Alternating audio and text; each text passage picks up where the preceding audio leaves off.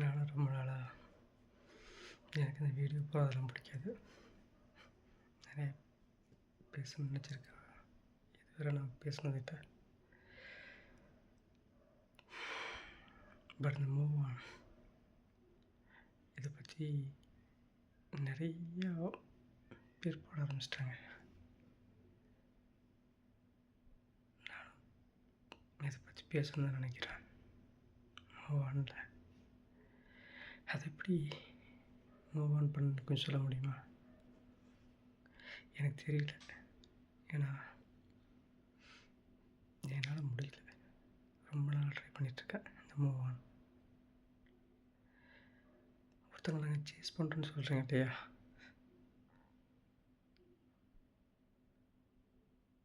ஏன் தப்பு தான். ஒரு பொருளை நம்ம இறுக்கி பிடிக்கும்போது ஒன்றா உடையும், லூஸாக விட்டால் போயிடும்.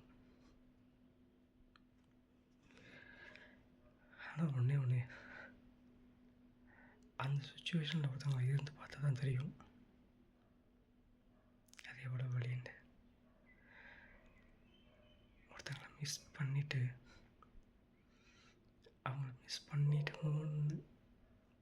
நம்ம யோசிக்கிறோம் இல்லையா? அந்த வலிக்கு அதுக்கு தான் எனக்கு துரத்திகிட்ருக்கோம். மிஸ் பண்ணிடக்கூடாது. ஒருவேளை மிஸ் பண்ணிவிட்டு அவங்க திரும்பி வரவே மாட்டாங்கன்னு தெரியும். ஆனால் எங்களால் முடிஞ்சதை ட்ரை பண்ணுறோம். ஏன்னா அவங்க இல்லாமல் எங்களுக்கு அந்த லைஃப் இல்லை. அவங்களால 5 நிமிஷத்தில் எல்லாத்தையும் மறந்து போக முடியுது. எங்களால் முடியல. அவ்வளோ வித்தியாசம். அதுக்கு தான் இவ்வளோ போராட்டம், இவ்வளோ சேசிங். எவ்வளோ இன்சல்ட் பண்ணுவாங்க தெரியுமா? அத்தனை இன்சல்ட்டையும் தாண்டிட்டு, அவ்வளோ அவமானத்தையும் தாண்டிட்டு, அவ்வளோ வேதனையும் தாண்டிட்டு நாங்கள் போயிட்டு நிற்கிறோம் இல்லையா? அவங்க தான் வேணும்ன்ட்டு. அந்த வழி அந்த நிலமையில் இருக்கிறவங்களுக்கு மட்டும்தான் தெரியும். ஈஸியாக சொல்கிறீங்களே move on, chasing.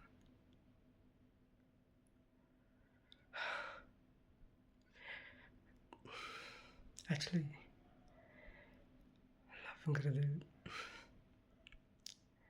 It's not a part of life. சரி,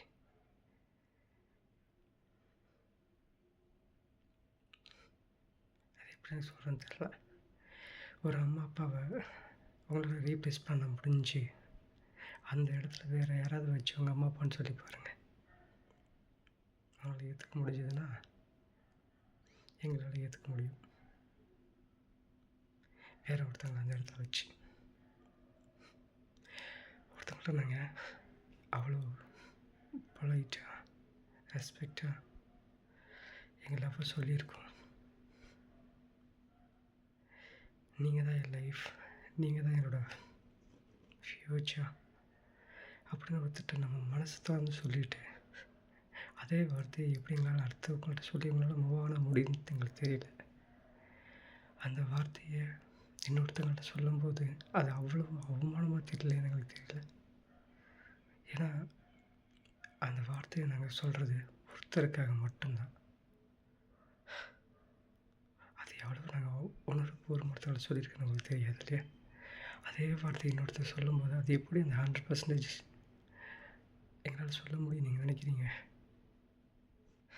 அட்வைஸ் பண்ணுறது ரொம்ப ஈஸி. நானும் நிறைய பேருக்கு பண்ணியிருக்கேன். அந்த வழி என் லைஃப்பில் வரும்போது எனக்கு தெரியுது அது எவ்வளோ கஷ்டம்ட்டு.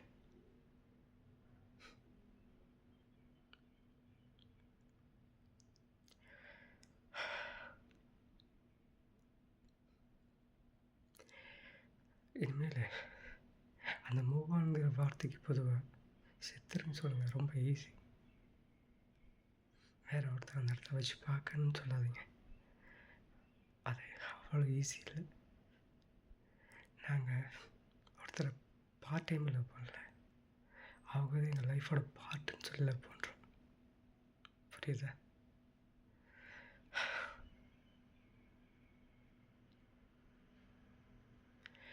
இதெல்லாம் இங்கேருந்து வருது. மாற்ற முடியாது. ஆ நாங்கள் சேஸ் பண்ணிட்டோம் தான். அந்த சேஸிங் காரணம் எனக்கு தெரியுமா? அவங்க இல்லாமல் எங்களால் வாழ முடியாதுங்கிறது மட்டும்தான் ஒழிய அவங்கள ஹர்ட் பண்ணணும் இல்லை. ஒருவேளை எங்களோட வலியை பார்த்து, எங்களோட வேதனையை பார்த்து அவங்க திரும்பி வந்துட மாட்டாங்கங்கிற ஒரு நம்பிக்கை தானே ஒழிய அவங்கள ஹர்ட் பண்ணணும் இல்லை. ஒரு நம்பிக்கை 0.0000 சம்திங், ஏதோ ஒரு நம்பிக்கை, ஒரு பாயிண்ட் ஆஃப் தான் எங்களுக்கு. ஏதோ எங்களோட இதை இவ்வளோ ஹர்ட் பண்ணியும் இவ்வளோ இன்சல்ட் பண்ணியும் திரும்பி திரும்பி நம்மளை வரானே, நம்ம மேலே இவ்வளோ காதல் வச்சுருக்கானேன்னு அவங்க நினைக்கணுங்கிற ஒரே ரீசனுக்காக தானே வெளியே. இது யாருந்தாலும் இல்லை. எங்களால் முடிஞ்ச ட்ரை, அவ்வளோதான். மேபி நாங்கள் செல்ஃபிஷாக கூட இருக்கலாம். அந்த செல்ஃபிஷ் காரணம் எங்களோட லவ் தான். அவங்கள விட்டுறக்கூடாதுங்கிற லவ் தான். இனிமேல் யார் இந்த மூவ் ஆன், உங்களுக்கு இன்னொருத்தங்க லைஃப் கிடைக்கும், இது அவங்களோட பெட்டராக ஒருத்தங்க கிடப்பாங்கன்ட்டுன்னு அட்வைஸ் பண்ணிடாதீங்க ப்ளீஸ். அது எப்படி இவங்களோட இன்னொருத்தர் பெட்டராக கிடப்பாங்க நாங்கள் கேட்டோமா? என்றைக்கு சார் நாங்கள் கேட்டிருக்கோம் இவங்களோட எங்களுக்கு பெட்டராக வேணும்ன்ட்டுன்னு? எங்களுக்கு பெட்டர் பர்சன்ஸில் வேண்டாம், எங்களுக்கு இந்த பர்சனே போதும். எவ்வளோ அடித்தாலும், எவ்வளோ உதைச்சாலும், எவ்வளோ ஹெல்ப் பண்ணது, கத்தி எடுத்து குத்துணும், நோ ப்ராப்ளம். பட் இவங்க தான் எங்களுக்கு வேணும், வேறு யாரும் எங்களுக்கு வேண்டாம். ஓகே.